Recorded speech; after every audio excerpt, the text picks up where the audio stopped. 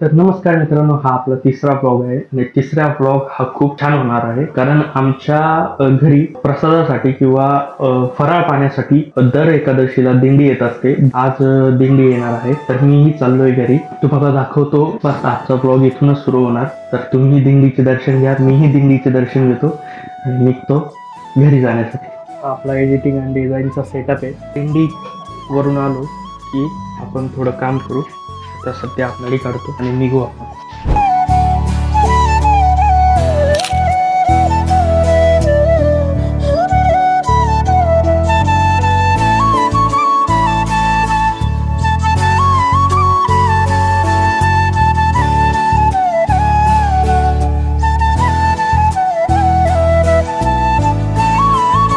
नमस्कार मित्रांनो, घरी आलोय।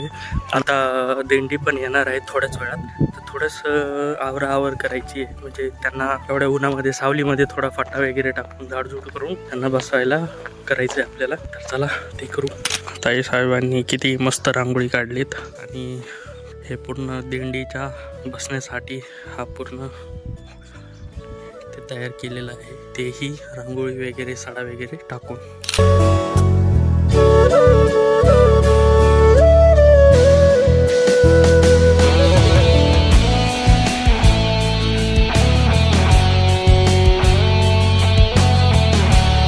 जे आपण प्रसाद केलाय किंवा फराळ केलाय ते आता आपण तिकडे घेऊन जाऊ।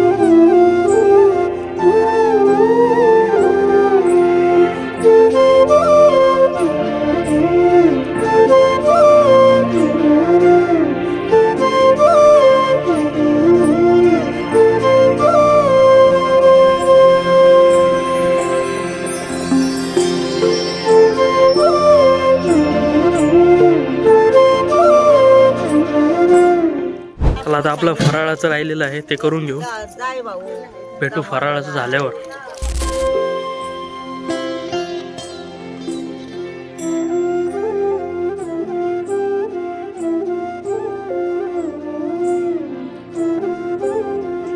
नमस्कार मित्रांनो, एकादशी असल्या निमित्ताने आम्ही आलोय शिवूर गावामध्ये दर्शनासाठी आणि आत्ताच खूप छान दर्शन आमचे झालेत। जास्त गर्दी नाही आहे, हळूहळू आता गर्दी वाढेल कारण की एकादशीच्या निमित्ताने भाविक हळूहळू येत राहील। तर काही दृश्य आहे जे तुम्हाला मी दाखवतो पुढेच, तर बघत राहा आणि चालू ठेवा।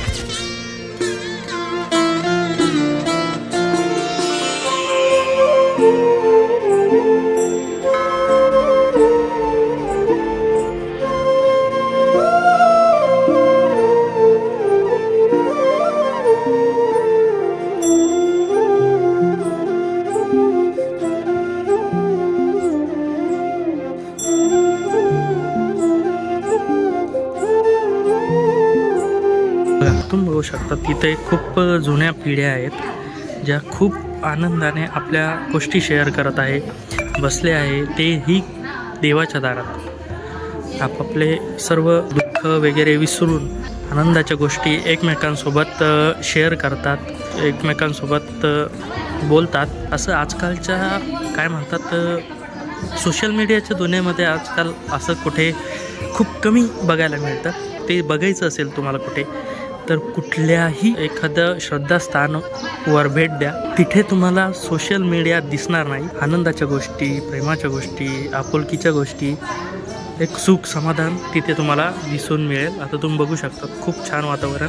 मी ब्लॉग का काढतोय, मी सोशल मीडिया का वापरतोय, कारण तुम्हालाही त्या गोष्टीचा अनुभव करून द्यायला पाहिजे हेच सांगू शकतो। चला भेटूया।